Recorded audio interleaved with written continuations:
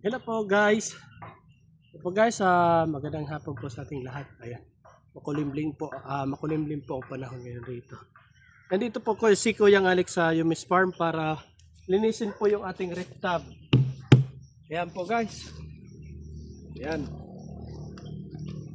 Nanghingi po si Kuyang Alex ng ref tub para lagyan po ng fingerlings po ng ating mga nahuli po nung isang gabi na mga hito. Ayan, papakita ko po sa inyo guys.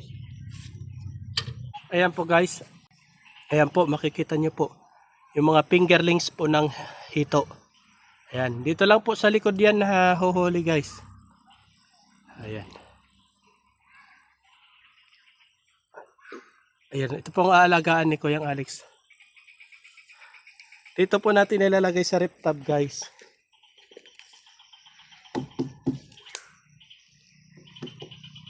Kaso lilinisin pa po natin to. Ayan, may pang tanim na rin po tayo guys. Yung ating yung lotus. Ito po yung ating lotus na halaman guys. Aquatic plant po ito. Maganda po ang bulaklak nito guys. Kulay puti po. Ito po yung ating ilalagay dito sa ating ref tub.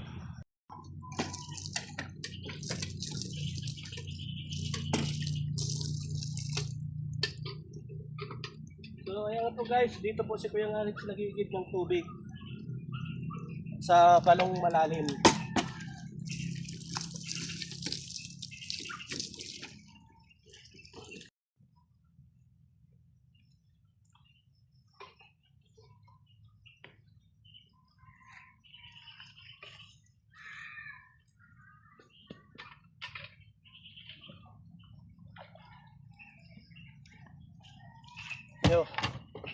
So ayan nga po guys.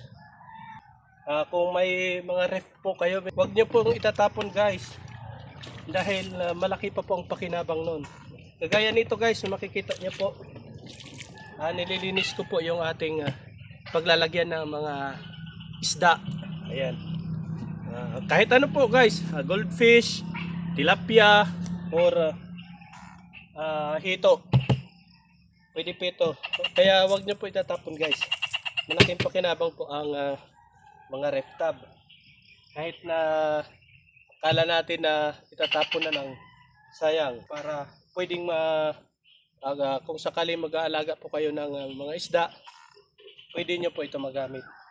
Lalong-lalo na po guys sa mga maliliit lang po ang espasyo, ng mga bakuran, pwede po ito. Saka madaling linisin.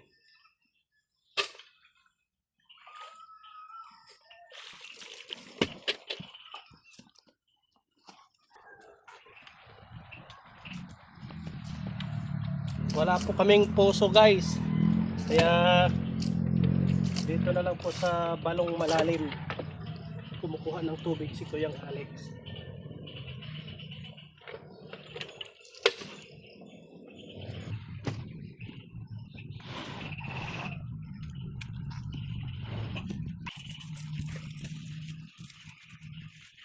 Isa natin para maganda.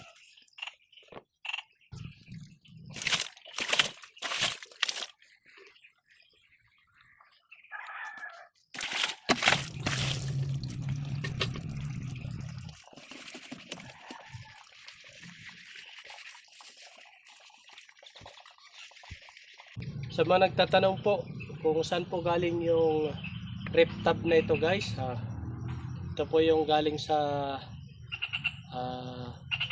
basura na itatapon na po, kaya pinulot na lang po natin. Saktong nadaanan po ni Kuyang Alex, itatapon na po yung ref tub na ito. Kaya ang ginawa ko po guys ay hiningi ko na lang po ito kasi may paggagamitan si Kuyang Alex. Wala po kaming brush dito sa bukid, kaya ito na lang po ginamit natin.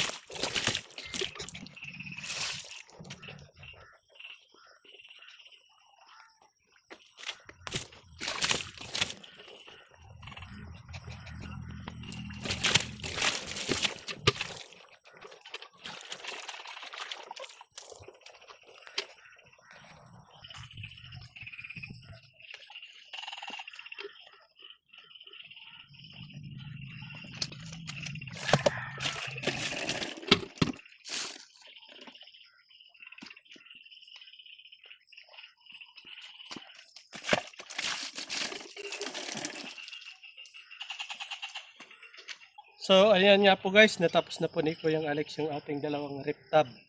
Marami pa po ito doon sa bahay, kaso ito lang po muna yung dinala ni Kuyang kasi mabigat po ito guys. Ayan, ilalagay po natin doon tapos lalagyan na po natin ng tubig. Guys, ayan, dahil naabutan na po tayo ng dilim, itutuloy ko na lang po ito bukas. So, abangan nyo po yan guys. Ayan. Bye!